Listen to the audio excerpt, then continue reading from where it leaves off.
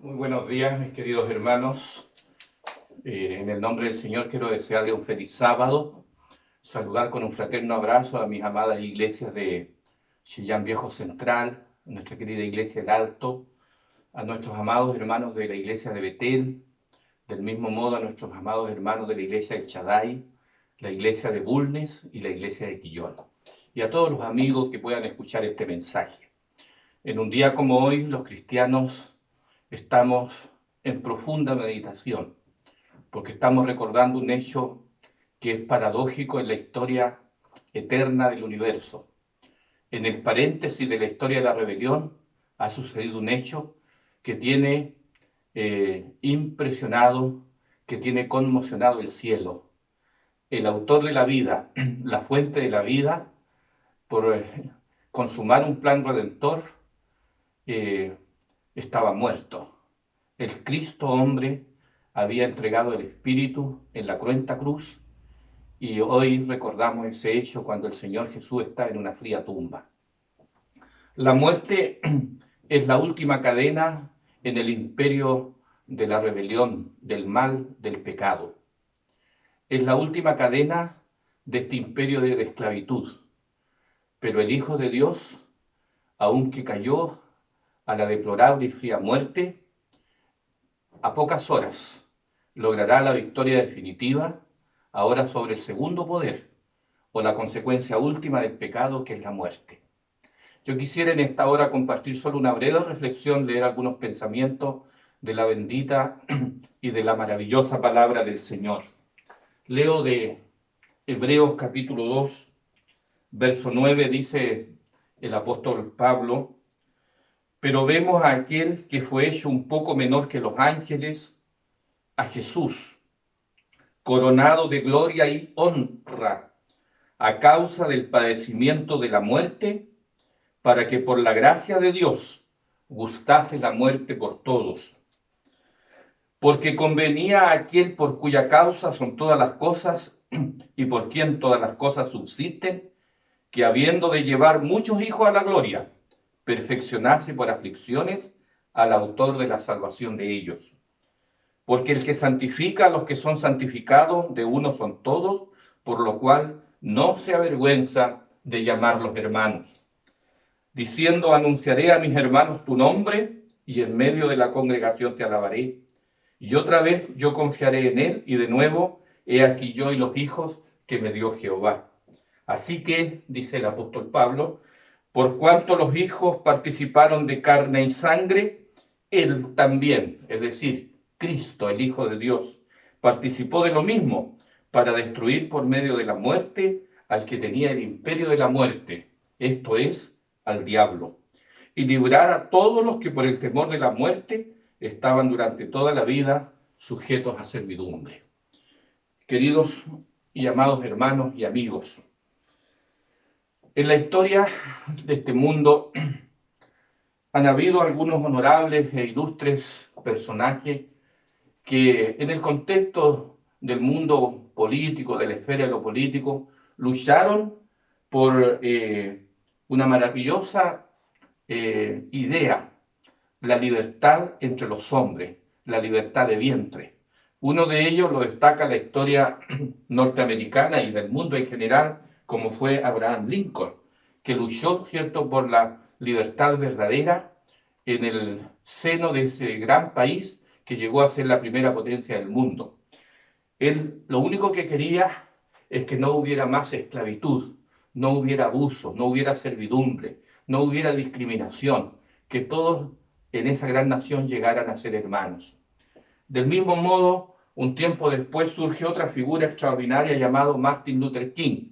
un líder religioso con una cosmovisión cristiana que dio su vida en la lucha para que se lograra la tan esquiva, la tan difícil libertad, conseguirla. Lo que más él oró y luchó y entregó tantas enseñanzas, dedicó tanto esfuerzo, tanta dedicación, es para que por fin en esa gran nación hubiera libertad para todos, que los de color negro no tuvieran una diferencia en relación con los blancos, que todos nos considerásemos iguales, donde pudiéramos un día cantar que somos libres, pero entendiendo la libertad no como libertinaje, sino entendiendo los derechos que cada uno tenemos, porque a fin de cuentas todos tenemos un mismo origen, y nuestro origen ancestral está en el Creador, en nuestro Dios. Queridos hermanos y amigos, sin duda que asediada desde la caída por servidumbres externas e internas, la humanidad ha estado siempre tratando y luchando de conseguir y de mantener la libertad. ¿Cuánta sangre derramada, cuántas vidas sacrificadas a lo largo de la historia en la lucha contra la opresión y los tiranos de fuera? ¿Cuántos recursos humanos consumidos en los múltiples esfuerzos por liberar al hombre de los tiranos de dentro, es decir, la enfermedad, el sufrimiento y la muerte? Queridos amigos, sin embargo, las buenas nuevas del Evangelio nos dicen que esta doble batalla contra los enemigos de fuera y los enemigos de dentro ha sido ya ganada, no por esfuerzo humano, sino como un don divino, por la intervención directa de Dios en la historia de este mundo, en la persona de su Hijo, en la promesa maravillosa que un día hizo, que enviaría un libertador, un Mesías que nos libertaría más allá que la liberación de una potencia antigua como fue la liberación de Israel de la opresión egipcia, o posteriormente la liberación de los judíos del cautiverio babilónico. Iba a venir el verdadero Mesías a librarnos del imperio del pecado y del imperio de la muerte. Y hoy día, en que recordamos que el Hijo de Dios está en la fría tumba, en la deplorable enemiga que es la muerte, nosotros sabemos que dentro de pocas horas sucederá la liberación definitiva, porque el Hijo de Dios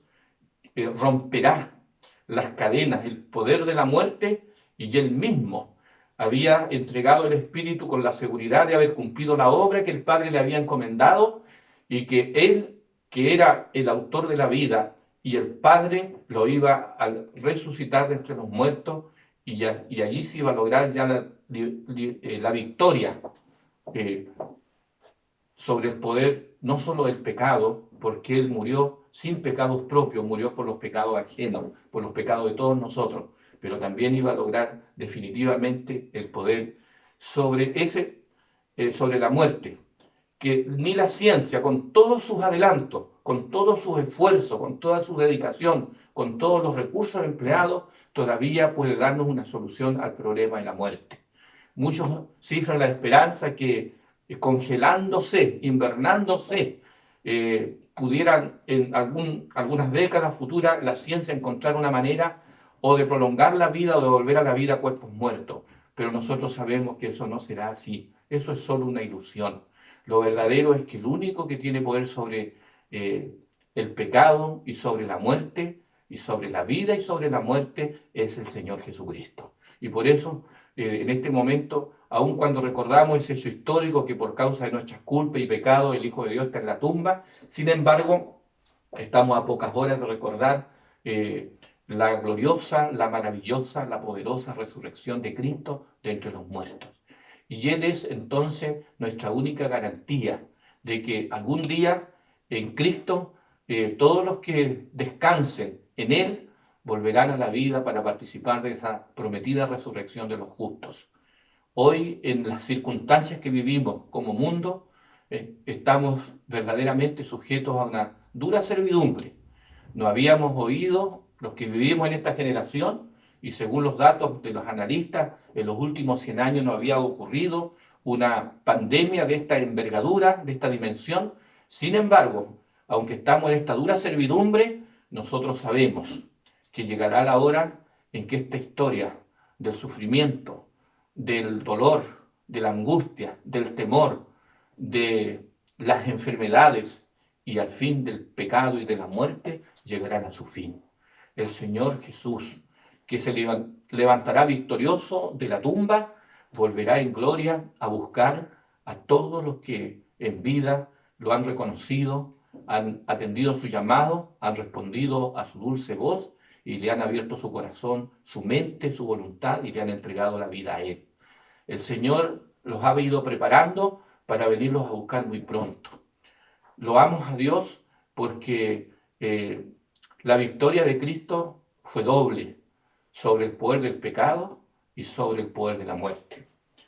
Cuando el Señor Jesús dijo al entregar el Espíritu, consumado es, significaba entonces que la batalla había sido ganada al enemigo de Dios. Su diestra y su brazo santo le habían conquistado la victoria. Ahora, como vencedor, plantó el estandarte en las alturas eternas. ¡Qué gozo entre los ángeles, entre las inteligencias celestiales, por esta victoria! Porque por un lado se salvaba o se daba opción de la liberación al hombre que quería aceptar el plan redentor de la gracia divina, de la misericordia de Dios, y por otro lado se vindicaba el carácter maligno del enemigo de Dios, el archiacusador, y por otro lado se vindicaba la perfección del gobierno de Dios, de los principios de su ley universal, estableciendo que Dios es justo. El culpable tenía que recibir el castigo y el sustituto del hombre, Jesús, recibió el castigo, la ira de Dios al ofrecerse cargar nuestra culpabilidad y nuestra condenación. Como dice el apóstol Pablo, Él se hizo pecado por nosotros. Fue contado entre los que estaban como bajo maldición, como estaba en el pensamiento judío, maldito todo el que es colgado en un madero. Él fue hecho por nosotros maldición, porque el Padre desató su ira contra aquel que figuradamente ofreció cargar nuestra culpabilidad. Por eso, queridos hermanos, queridos amigos, hoy es un día de gratitud. Hoy debe ser un día de loor. Hoy debe ser un día de adoración a nuestro maravilloso Dios que nos dio a su Hijo, el máximo don de su amor y de su misericordia infinita. Eso significa que nosotros estamos con una deuda que la mantendremos siempre, que nunca podremos pagar y que solamente podemos en parte pagarle al Señor es con nuestra gratitud y con nuestro amor, con nuestro loor, con nuestro reconocimiento de que verdaderamente nuestro Dios es un Padre de amor, de bondad y de misericordia, que todavía nos da la oportunidad para que nosotros podamos rectificar nuestra vida, podamos reconsagrarnos a Él, podamos volver a entrar en una relación de fe y de amor profunda con Él y podamos entender que nada, pero absolutamente nada es más importante que poder estar en una relación personal con Él, preparándonos para la pronta venida del Señor Jesús desde los cielos, desde las alturas, donde vendrá a buscar a todos los redimidos, a todos los salvados. Que en este maravilloso sábado la gracia divina os sostenga, la presencia del Espíritu Santo esté con nosotros y que sean horas de profunda reflexión espiritual, pero por sobre todo de gozo al saber de que la victoria sobre el poder del mal, sobre el pecado y sobre el poder de la tumba, del sepulcro, está asegurada. El Señor nos dijo, le dijo a Juan, Juan, no temas, yo tengo las llaves de la muerte y del Hades, y eso es nuestra garantía. El león de la tribu de Judá ha vencido. Cristo es nuestro capitán, nuestro comandante en jefe, y pronto vendrá con nosotros en nuestra búsqueda. Que Dios nos bendiga y que nos gocemos al saber de que Cristo ha resucitado. Pronto recordaremos la resurrección de nuestro Señor Jesucristo y que en este sábado, cierto histórico, podamos una vez más entender que el centro de toda nuestra esperanza está en Cristo. El sábado se ha tornado no solamente en un memorial de que fuimos creados originalmente por Dios, sino también que fuimos redimidos por el Hijo de Dios que vino al mundo para cargar nuestra culpabilidad, nuestro pecado y para orar por nosotros esta gran redención. Que la bendición del Todopoderoso sea con todos ustedes, mis queridos amigos, hermanos que están en la casita, junto a su familia, junto a los seres queridos. Compartan esta meditación que puede ser de estímulo y de luz para muchos de nuestros queridos amigos. Un abrazo para todos, bendiciones, feliz sábado.